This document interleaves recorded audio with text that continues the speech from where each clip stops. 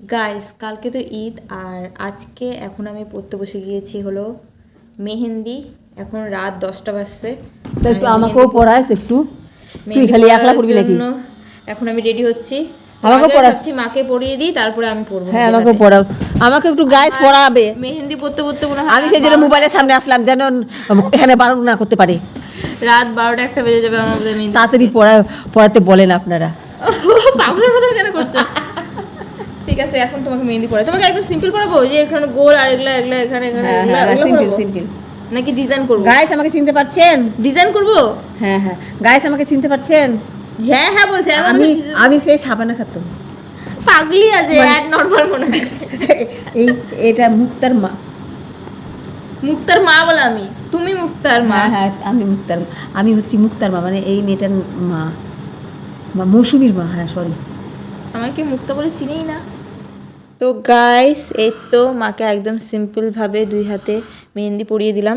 পিছনটাও সেরকম একই রকম, দেখাও তোমার 2 পাশটা, এই যে একই রকম। মা মনে হয় 2 3 4 বছর পর হয়তো মেহেন্দি পরলো ঈদের সময় না? তাও একদম সিম্পল।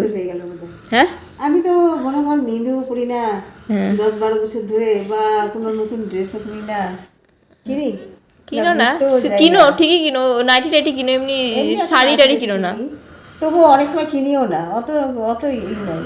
মানে ঈদে যে পড়তেই হবে বা ঈদে সাজতে হবে, এই জিনিসটা আমার চলে গেছে অনেকদিন আগে, মানে 12-13 বছর আগে এনজয় করতাম, মানে খুব আনন্দ লাগতো। আর চাঁদ রাতের দিন যে আনন্দ করতাম, সারা রাত জেগে থাকতাম, পিকনিক খেলতাম। আমাদের মালদাতে যা ঈদ হয় সেই 4-5 মানে 6-7 দিন ধরে ঈদ মনে হয়।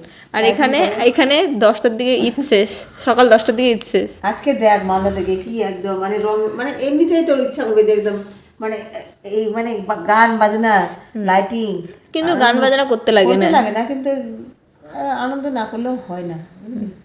আনন্দের মধ্যে থাকলে শরীরটা সুস্থ থাকে।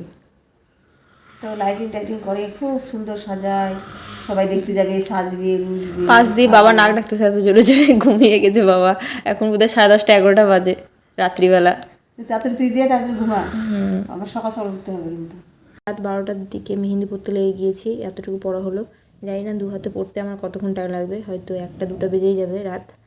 তো কখন যে ঘুম থেকে উঠবো, তাড়াতাড়ি করে করতে হবে। আমি এখানে একটু ভোরে করছি, এই পাশটাতে আমি সিম্পল রাখবো যাতে করে তাড়াতাড়ি টাইমটা আমার বাঁচে আর তাড়াতাড়ি করতে পারি।